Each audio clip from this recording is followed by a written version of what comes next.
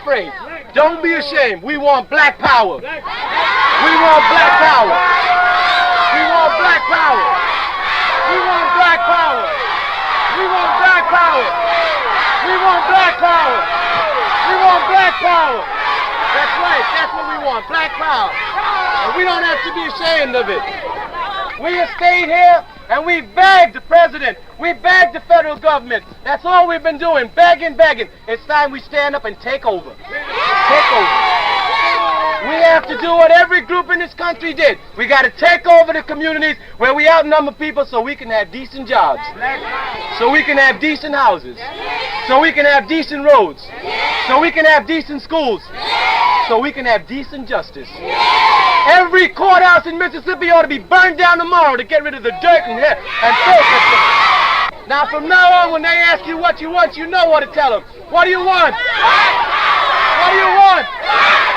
What do you want? Everybody, what do you want? That's what we gonna get.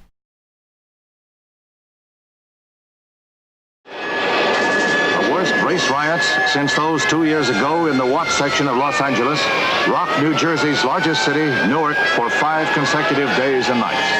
At least 24 persons are killed.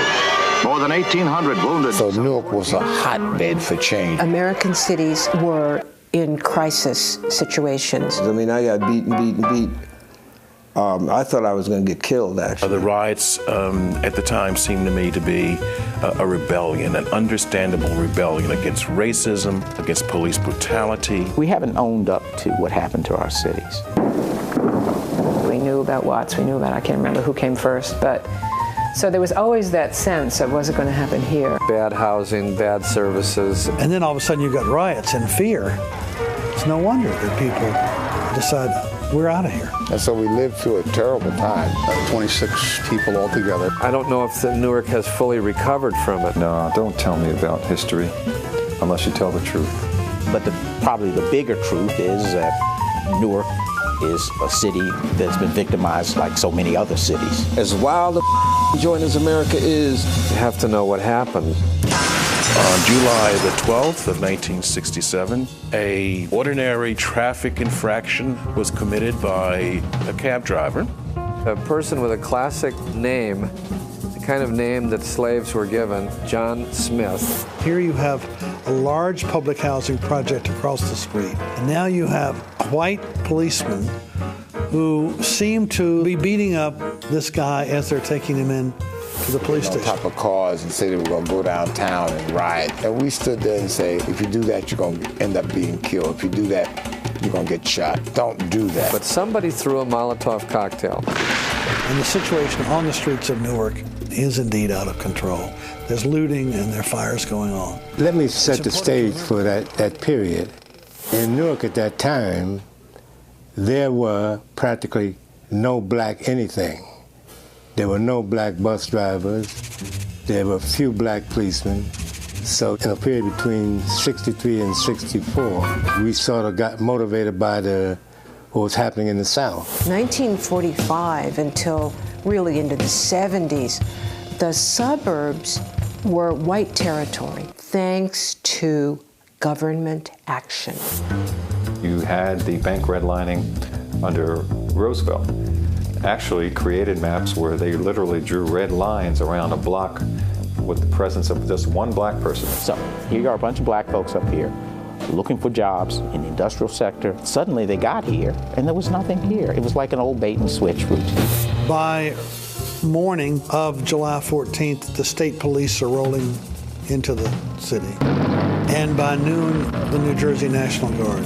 Then you have the second part of the riot, which is the looting has pretty much stopped, but the killing has just begun.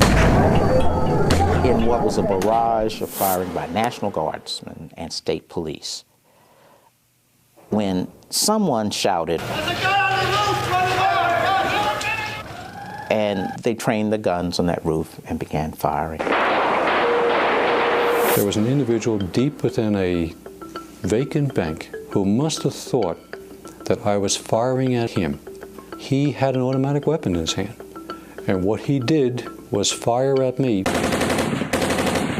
They turns out that this is a sequence of photos. And in the next couple of photos, you see that one has a shotgun, he's wearing a yellow hard hat like a construction hat, and takes aim at my friend and shoots him. You had Watts in 65. You had Jersey City, people don't talk about that, Harlem, and then you had Detroit and Newark almost the same time. By the middle of the decade, the focus shifted from the struggle against legal segregation in the South to other forms of racial discrimination across the country. Many urban blacks outside the South felt that civil rights legislation failed to solve their most pressing problems. Young African Americans believed racial discrimination prevented them from fair access to jobs, housing, credit, transportation, education, and equal treatment from police. They thought that traditional civil rights organizations paid too much attention to ending legal segregation and too little to the crushing burden of poverty. More militant African American groups, such as the Congress of Racial Equality, the Student Nonviolent Coordinating Committee, and the Nation of Islam, rejected the style of traditional civil rights leaders as weak, accommodating, and unsuccessful. More militant, often younger African Americans advocated what they called Black Power, a combination of racial pride and forceful, even violent resistance to anti-black violence. This more militant assertion of rights and willingness to use whatever means necessary split the Civil Rights Coalition. It also produced and intensified the white backlash against the political, social, and economic gains made by African Americans. The civil rights movement experienced a major turning point in 1965. The dignity shown by civil rights marchers in Selma, Alabama, in the face of unspeakable police and National Guard brutality, galvanized nationwide support for passage of the Voting Rights Act.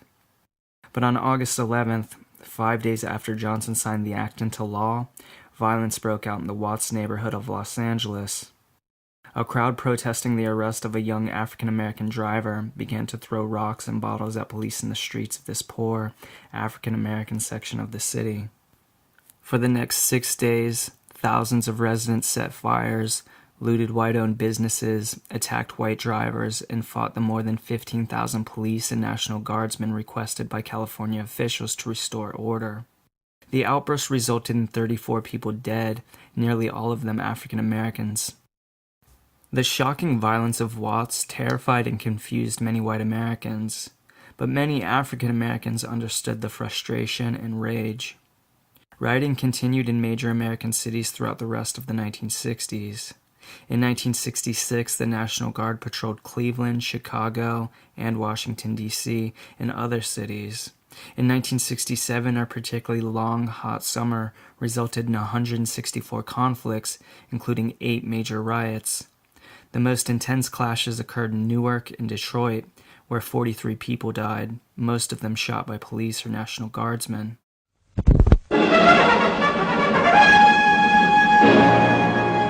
6 days of rioting in a Negro section of Los Angeles left behind scenes reminiscent of war-torn cities. More than 100 square blocks were decimated by fire and looters, and few buildings were left intact. Firemen were harassed by snipers and brick-throwing hoodlums as they attempted to control the fires, many of which were left to burn themselves out. As the National Guard moved in to restore comparative calm, the losses by fire alone were put at $200 million. No attempt has yet been made to estimate the losses suffered at the hands of the looters who stole everything from liquor to playpens.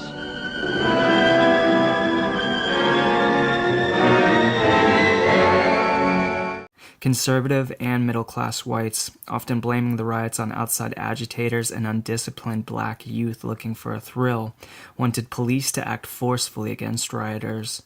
Many turned against the urban social programs of the Great Society, which they believed rewarded rioters and threatened their suburbs. By the mid-1960s, some younger civil rights activists had grown frustrated with the nonviolent, integrationist approach of moderate leaders. Continued violence against blacks, extreme poverty, and the slow pace of change drove many to embrace more radical measures.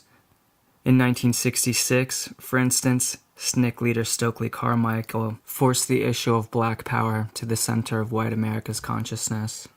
Carmichael and others turned to the black nationalist ideas of Minister Malcolm X for inspiration. After his release from prison in 1952 for petty larceny, Malcolm had joined the Nation of Islam, often referred to as the Black Muslims. Malcolm promoted separatism because, he believed, white racism would never end. He also encouraged pride in African Americans' cultural heritage, supporting black businesses and self-defense. Later, Malcolm left the Nation of Islam, embraced traditional Islam, moderated his anti-white stance slightly, and formed the Organization for Afro-American Unity. In early 1965, he was assassinated by 3 black Muslims angry that he had left their organization. Although SNCC served as the early leading black power group, the Black Panther Party gained the most notoriety. Founded in Oakland in 1966 by Huey Newton and Bobby Seale, members of the Black Panthers advocated black self-determination and armed self-defense against police brutality.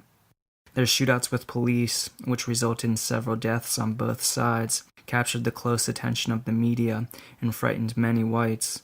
Although they also developed health, education, and nutrition programs, their influence faded by the early 1970s.